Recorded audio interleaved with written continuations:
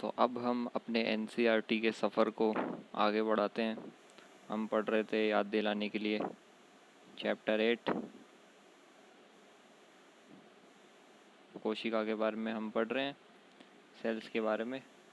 तो उसमें हम लोगों ने देखा कि कोशिका क्या है, कोशिका का सिद्धांत जाना। अब हमें देखना है कोशिका का समग्र अवलोकन। तो ये थोड़े धमाकेदार शब्द हो गए।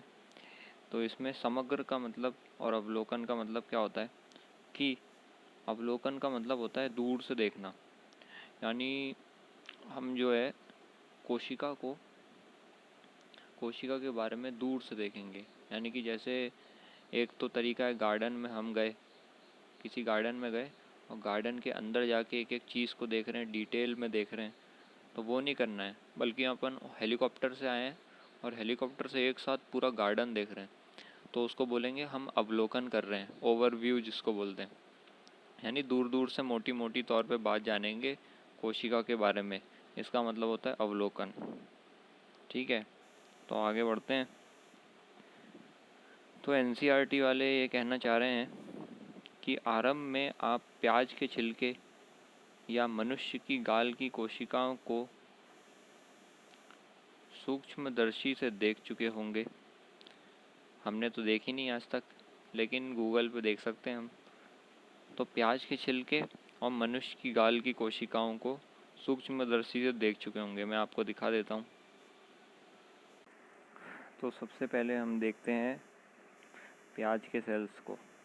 तो जब हम सूक्ष्मदर्शी से देखते हैं, प्याज का छिलका लिया और उसको हम माइक्रोस्कोप के नीचे रख के देखते हैं, तो ये देखिए इस तरीके से दिखते हैं प्याज के सेल्स, कैसे आपस में पास पास लगे हुए हैं। जैसे ये सेल है, ये एक सेल है, फिर उसके साथ ये लगा हुआ है। ऐसे ऐसे करके सेल्स लगे हुए हैं आपस में।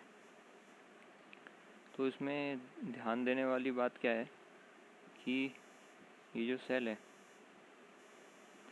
इसमें हमें एक तो सेल वॉल दिख रही है, सेल की वॉल दिखेगी, यानी कि कोशिका भित्ति है ये, जो मोटी मोटी सी है बाहर की तरफ, ये कोशिका भित्ति है बाहर। ये इतनी मोटी मोटी सी है जो बाहर की तरफ कोशिका भित्ति है। और ध्यान से देखेंगे तो अंदर की तरफ ये वाली जो दिख रही है, ये अंदर में जो ये है,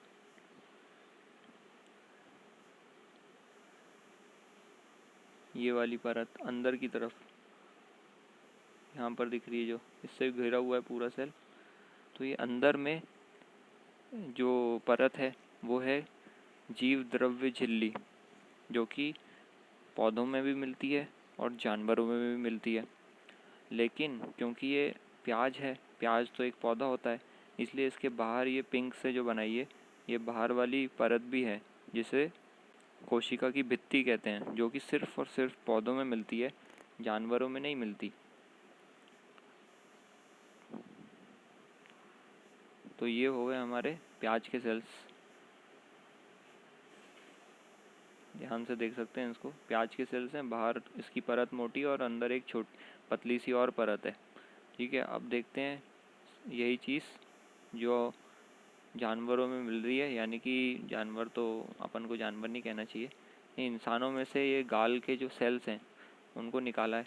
तो अब देखिए इनके गाल के सेल्स कैसे दिख रहे हैं कि इसमें बाहर में सिर्फ एक पतली सी परत ही है। ये जो बाहर परत है, इसमें सिर्फ जीव द्रव्य झिल्ली ही है। यहाँ पर भी जीव द्रव्य झिल्ली है बाहर की तरफ, लेकिन इसके बाहर आप नहीं देखेंगे कि कोई मोटी सी एक और परत मिल रही हो। एक और परत नहीं है यहाँ पर, जो कि हमको अभी जस्ट देखा कि प्याज के उसमें मिल रही थी। तो पौधों में कोशिका की भित्ति मिलती है, लेकिन जो जानवर रहते हैं उनमें कोशिका भित्ति नहीं मिलती, उनमें सिर्फ ये बाहर की तरफ ये जीव द्रव्य झिल्ली मिलती है। और अंदर में ये न्यूक्लियस है, केंद्रक जिसे कहते हैं। तो इस तरीके से ये दिखते हैं। यहाँ पर एक और एग्जाम्पल है, इसमें भी बाहर की तरफ एक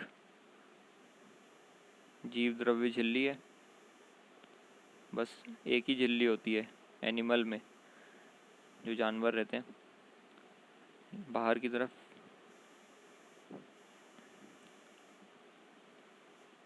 तो यहाँ पर सिर्फ सेल मेम्ब्रेन है, यानी कि जीव द्रव्य झिल्ली, और बाकी कोशिका भित्ति नहीं है, यहाँ पर सेल वॉल नहीं है, बस सेल मेम्ब्रेन है यहाँ पर। तो ये हमने देख लिया माइक्रोस्कोप के नीचे। अब आगे बढ़ते हैं। तो इन्होंने कहा था उनकी संरचना का स्मरण करें। स्मरण मतलब सोचें, ज़रा गौर करें। तो हमने ज़रा देख लिया उसको, उसकी फ़ोटोज़ वगैरह, तो हम अब अच्छे से समझ पाएंगे उसको। उनकी संरचना का स्मरण करें, ज़रा गौर करें उसमें। क्या गौर करें?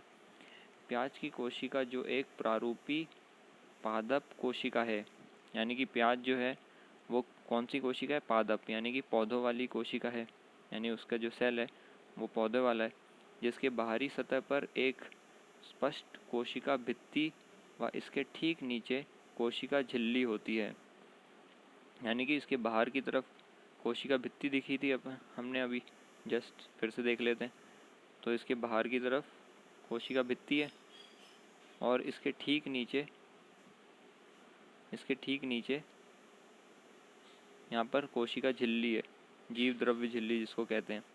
बाहर की तरफ कोशिका भित्ति और अंदर की तरफ में ठीक नीचे उसके कोशिका झिल्ली या जीव द्रव्य झिल्ली है।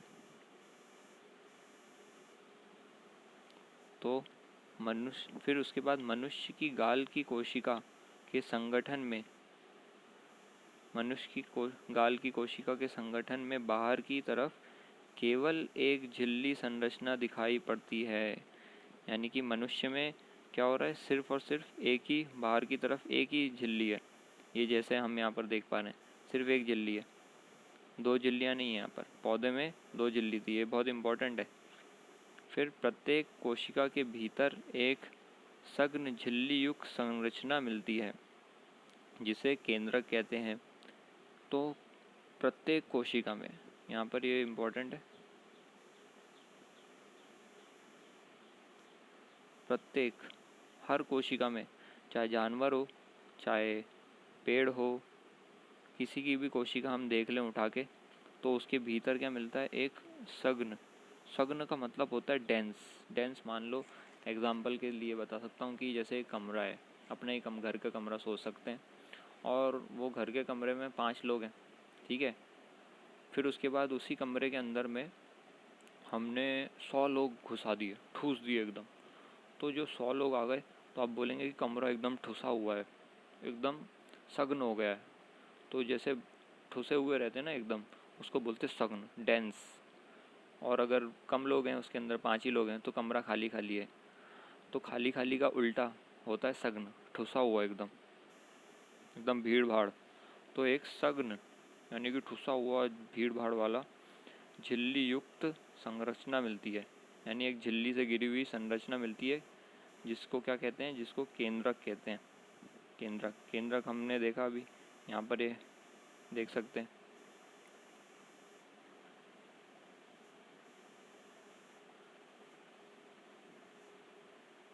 ये जो हमें नज़र आ रहा है, ये बीच में, ये एकदम सघन है, यानी कि बाकी के मुकाबले, इसके मुकाबले हम देखें, इसका कलर जो है बहुत डार्क है ना। तो इसलिए ये बहुत ही सघन है, बहुत ही डेंस है, बहुत ही ठुसा हुआ चीज़ें भरी पड़ी हैं इसके अंदर में। तो इसको क्या कहते हैं? इसको केंद्रक कहते हैं, या इंग्लिश में न्यूक्लियस कहते हैं। ये हमारा केंद्रक, या इसी को कहते हैं न्यूक्लियस। ये पौधों में भी मिल रहा है। ये एक और न्यूक्लियस है, ये एक और न्यूक्लियस है, ये केंद्रक दिख रहा है, ये भी केंद्रक है, ये भी केंद्रक है। तो हर सेल में ये मिलता है। जैसे इंसानों में भी यहाँ पर एक केंद्रक है, ये रहा एक केंद्रक, ये भी केंद्रक है।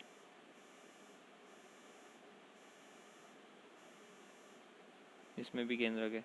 तो ये जो सघन झिल्ली युक्त, ये भी झिल्ली से गिरा हुआ है, ये भी बाहर की तरफ झिल्ली से गिरा हुआ है। यहाँ पर देखेंगे तो इसकी भी एक झिल्ली होती है। तो सघन झिल्ली युक्त एक संरचना मिल रही है, उसको क्या कह रहे हैं? केंद्रक। अब आगे बढ़ते हैं।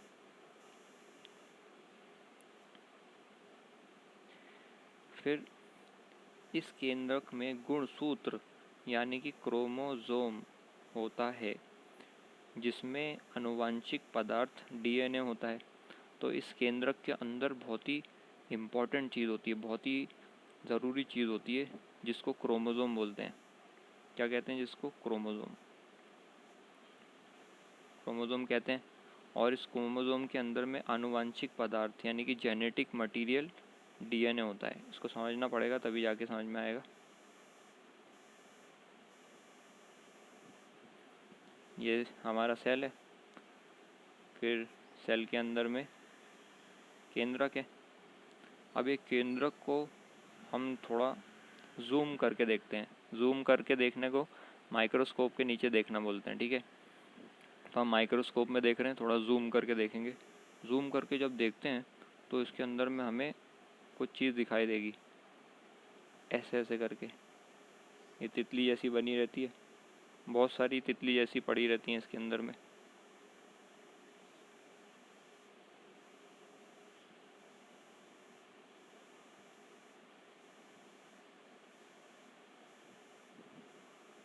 तो इसके अंदर ये जो चीज़ें, ये जो मैंने बनाई है अभी, ये इसके अंदर में ऐसे पड़ी रहती हैं एकदम पैक करके। इसलिए ये बहुत ही डेंस होता है, इसलिए बहुत ही गाढ़ा, या इसका कलर जो है बहुत ही डार्क दिखता है। तो इनको इनको कहते हैं क्रोमोसोम्स। तो इसको क्या कहते हैं? इसको कहते हैं क्रोमोसोम। हिंदी में कहते हैं गुणसूत्र। गुणसूत्र। अब सूत्र हमने पढ़ा है कि सूत्र का मतलब क्या होता है? फॉर्मूला। मैथ्स में फॉर्मूले होते हैं ना, तो वैसे ही फॉर्मूले डले हुए हैं इसके अंदर में, जो अल्लाह पाक ने इसके अंदर में हमारे शरीर कैसे होगा, किसी के बाल कैसे होंगे, किसी की आँख कैसी होगी, किसी की आँख लाल हो, किसी की आँख नीली होती है, हलाल तो नहीं होती किसी की आँख नीली होती है, हरी होती है, ग्रे टाइप की होती है, काली होती है, भूरी होती है। तो ये सारी चीज़ें कहाँ से आ गई? किसी के बाल सिल्की होते हैं, किसी के ड्राई होते हैं, किसी के घुंघराले होते हैं, किसी की नाक लंबी, किसी की नाक छोटी, किसी के लिप्स कैसे, किसी की हाइट बड़ी, किसी की हाइट छोटी, किसी की हाइट दरमियान में, किसी को कुछ ज़्यादा पसीना आता है, किसी को कम पसीना आता है। तो ये सारी चीज़ें कहाँ से आई? ये सारी चीज़ें इसके अंदर में, ये सूत्र में अल्लाह पाक ने लिख के रखी रहती हैं, जो क्रोमोसोम के अंदर में रहता है। तो ये गुणसूत्र में रहता है। इसको सारी चीज़ें, सारे इन्फॉर्मेशन, सारी जानकारी इसके अंदर रहती है क्रोमोसोम में। सो इंग्लिश में बोलेंगे क्रोमोसोम।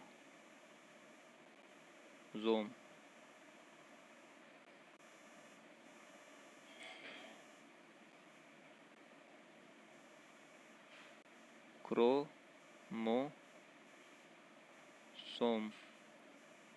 क्रोमोसोम, गुणसूत्र जिसको कह रहे हैं, ठीक है। क्रोमोसोम।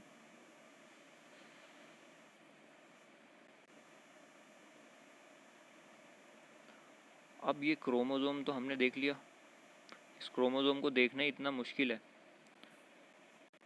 अब इस क्रोमोसोम के अंदर में भी हम देखें कि इसके अंदर में किस चीज़ पे लिखा होता है कि किसी के बाल कैसे होंगे, आँख कैसी होगी, नाक कैसी होगी, हाइट कैसी होगी, वजन कैसा होगा।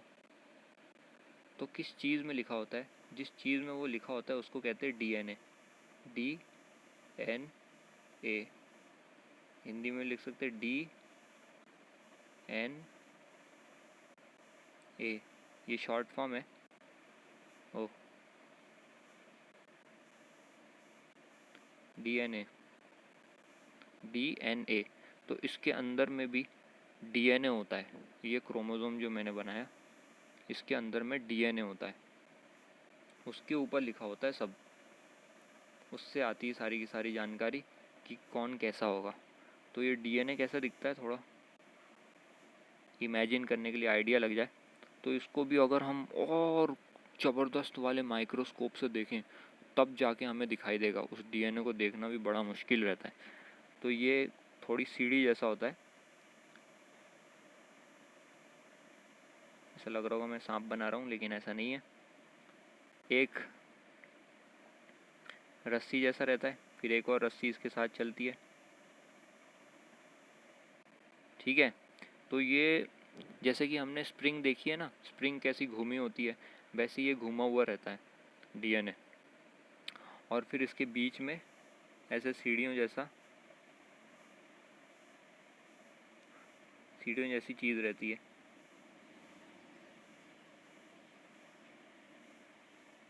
तो ये होता है हमारा डीएनए। ये जो सीढ़ियाँ दिख रही हैं लाल लाल सी, इसके अंदर में कोड रहता है, कोड।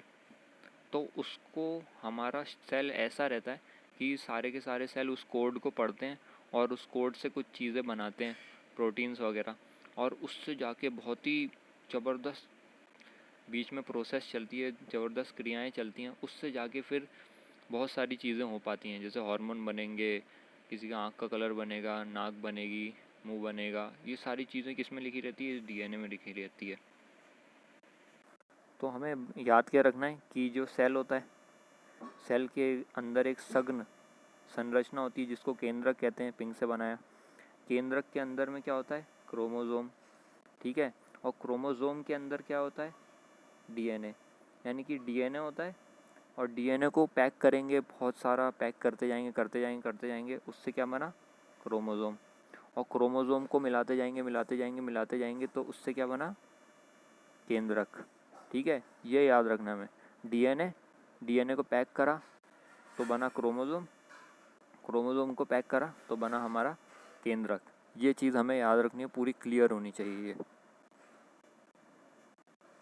तो फिर से हम उस लाइन को पढ़ लेते हैं कि प्रत्येक कोशिका के भीतर एक सघन झिल्ली युक्त संरचना मिलती है, अभी हमने देखी, जिसे क्या कहते हैं, केंद्रक।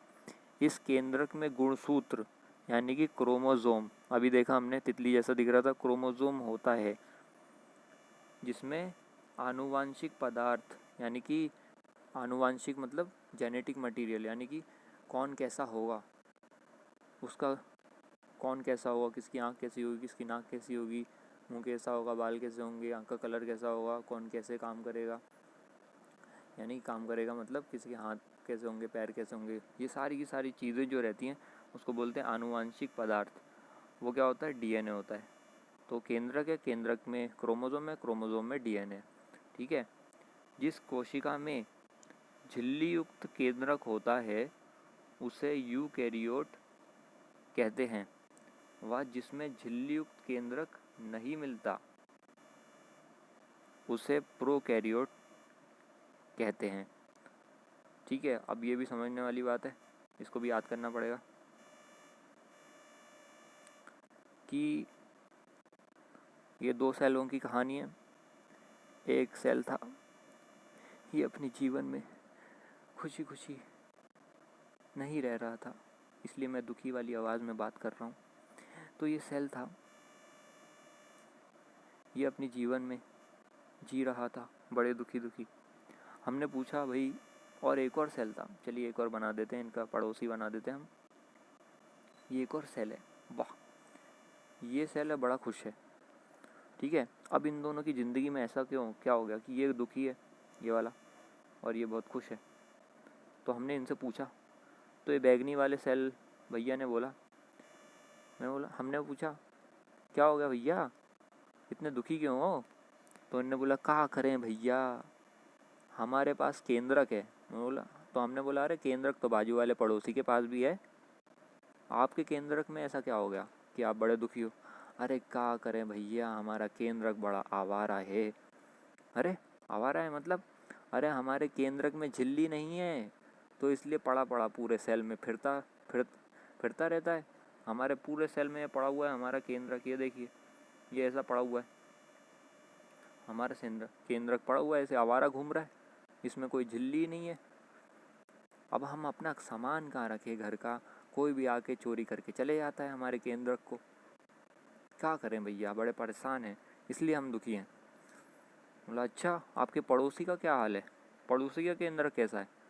तो उनने बताया अरे हमारा पड़ोसी, चलो उनसे ही पूछ लेते हैं, भैया अपना केंद्रक बताओ। बोला हमारा केंद्रक तो बड़ा अच्छा है, हमारा केंद्रक जो है उसमें एक झिल्ली लगी हुई है बाहर की तरफ, और उसके अंदर में हमने सारी चीज़ें संभाल के रख दी हैं, एक झिल्ली से घेर के रख दिया ताकि कोई चुरा ना पाए, और हमारे पास जगह ही जगह हो जाए हमारे घर पे रहने के लिए, मेहमानों को बैठाने के लिए, चाय पानी नाश्ता कराएं, बढ़िया, इसलिए हम बड़े खुश हैं। तो ये 2 तरीके के सेल हो गए। अब ये जो पहला वाला सेल था, तो कहानी के लिए बताया, पहला वाला सेल था जिसमें जो केंद्रक है इसका आवारा घूम रहा है, इसमें कोई झिल्ली नहीं है, इसको बोलते हैं प्रो केरी, केरी वो आम वाली नहीं है, प्रोकैरियोट,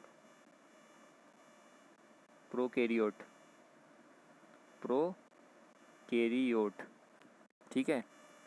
और जिस सेल के अंदर में ये जो केंद्रक है, जिस सेल में ये केंद्रक है उसमें झिल्ली लगी हुई है, उसको बोलते हैं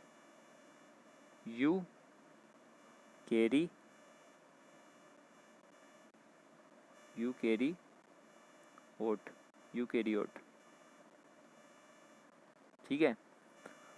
तो ये सबसे इम्पोर्टेंट, बहुत इम्पोर्टेंट चीज़ है, बहुत ही ज़्यादा इम्पोर्टेंट। और इसको ऐसा पत्थर पे लकीर होती है ना, वैसे करके याद कर लेना है इसको, कि जिस कोशिका के अंदर केंद्रक जो है ऐसा आवारा घूम रहा है जिसमें झिल्ली नहीं है, उसको कहते हैं प्रोकैरियोट।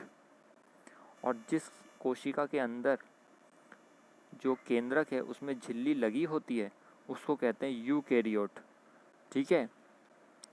ऐसा इसलिए क्योंकि ये जो प्रोकैरियोट हैं, प्रो मतलब पहले के, पुराने वाले, प्रो मतलब पुराने वाले, पुराने वाले मतलब बैक्टीरिया वगैरह ये सब पहले आए, ठीक है। तो इसलिए इनके केंद्रक जो हैं इतने अच्छे नहीं थे, इनके केंद्रक ऐसे आवारा घूमते थे, इनके केंद्रक में झिल्ली नहीं होती थी, इसलिए इनको कह दिया हमने प्रोकैरियोट, यानी कि पुराने वाले केंद्रक जिसमें होते हैं, प्रोकैरियोट। फिर उसके बाद में जब बड़े होते गए,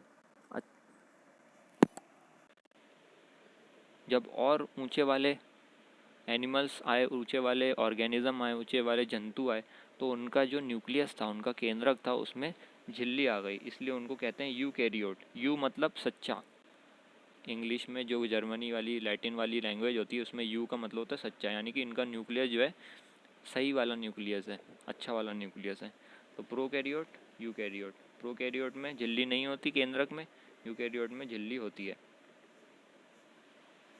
फिर आगे ये कहना चाह रहे हैं दोनों यूकैरियोटिक व प्रोकैरियोटिक, ठीक है। यूकैरियोट जिसमें केंद्रक में झिल्ली होती है, प्रोकैरियोट जिसमें केंद्रक में झिल्ली नहीं होती।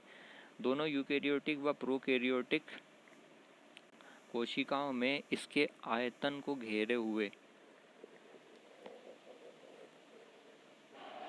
एक अर्धतरल आव्यूह मिलता है जिसे कोशिका द्रव्य कहते हैं।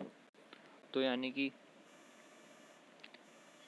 फिर से चलते हैं हम अपने दुखी वाले और खुश वाले पड़ोसियों के पास। तो दोनों ही के दोनों सेल में ये जो इसके अंदर है ना, यहाँ पर ये देखिए जो ब्लू से बना रहा हूँ मैं, इसका जो आयतन का मतलब होता है वॉल्यूम। जैसे बॉटल है, बॉटल के अंदर जो खाली जगह रहती है ना उसको बोलते हैं आयतन, उसकी वॉल्यूम। तो ये सेल के वॉल्यूम में ये नीली नीली सी चीज़ बना रहा हूँ मैं,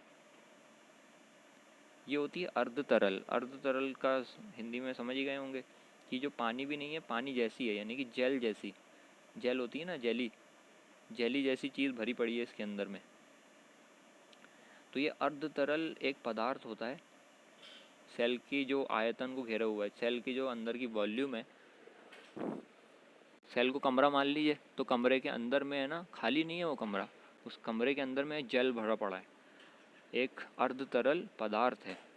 तो इस पदार्थ को कहते हैं, जो दोनों ही के दोनों यूकैरियोट में भी मिल रहा है, प्रोकैरियोट, इसलिए दोनों को सेम कलर से बनाया मैंने। इसको बोलते हैं, क्या बोलते हैं, जरा हम जगह खाली कर दें। इसको कहते हैं, जो हमने ब्लू से बनाया है, इसको बोलते हैं कोशिका कोशिका द्रव्य, यानी द्रव्य मतलब होता है लिक्विड, द्रव्य मतलब होता है पानी, पानी जैसा। तो ये कोशिका का द्रव्य है, इसलिए इसको बोल रहे हैं कोशिका द्रव्य, जो कि किस में मिल रहा है, दोनों में मिल रहा है, प्रोकैरियोट में भी मिल रहा है, यूकैरियोट में मिल रहा है। तो ये अर्ध तरल होता है, आव्यूह मतलब मिश्रण, अर्ध तरल मिश्रण मिलता है जिसे कोशिका द्रव्य कहते हैं। फिर दोनों पादप व जंतु कोशिकाओं में कोशिकीय क्रियाओं हेतु कोशिका द्रव्य एक प्रमुख स्थल होता है।